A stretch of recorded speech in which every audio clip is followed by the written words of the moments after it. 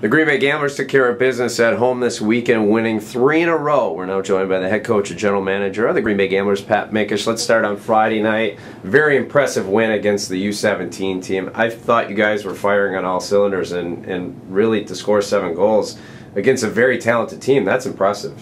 Well, we got off to a very good start, and then I thought in the second period we got a little bit flatter, but I thought we kind of wore them down as the game went on and had a very strong third period and found opportunities on rebounds and some second chances and winning battles at the net that we weren't doing earlier in the game. So it was good to see the guys stick with it and have a good 3 periods. Saturday night, you kind of had to grind it out a little bit, a 2-0 win.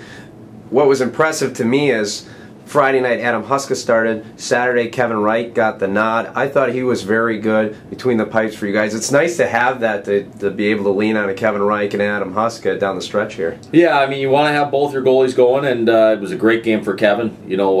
At home to get a big win like that, because we took some penalties that we probably would like back, and ended up killing, I think it was 8 that night. So the penalty kill was very strong. Kevin was very strong, but we kind of did it to ourselves with some of our stick penalties and that aren't typical of our team. But in a credit to the U.S., they played a much more sound game, and their goalie played a very good game in their end. And on Sunday, the most impressive win, of course, the Dubuque Fighting Saints coming off 2 wins against Cedar Rapids. They come in on Sunday. You guys had 2 wins. A playoff-type atmosphere. I thought they played extremely aggressive. What was your game plan going into that, knowing that they're an aggressive penalty kill type team and a very aggressive team in general? Yeah, I mean, Dubuque's a very good team. I mean, like all year long, they've been one of the favorites to win everything, and so they're as deep as they come in this league. And I think we caught them on a coming off a couple emotional wins. They had to travel. We got to sit at home, so it was great that we had that advantage and we took advantage of it.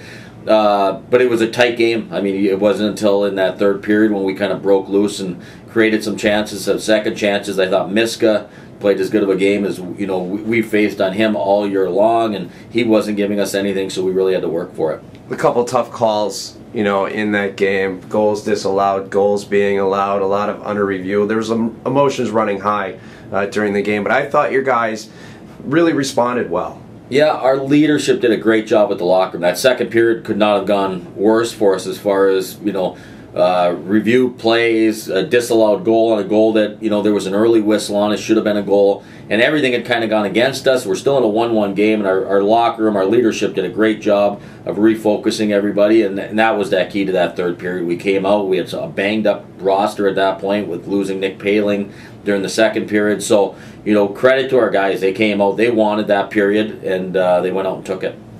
Guys like Sam Sleva, Jack Paling had really great weekends. A guy that really wasn't on the scoreboard a lot, but he had a good plus-minus ratio is Ryan Blankmeyer. I got a chance to see him on Sunday.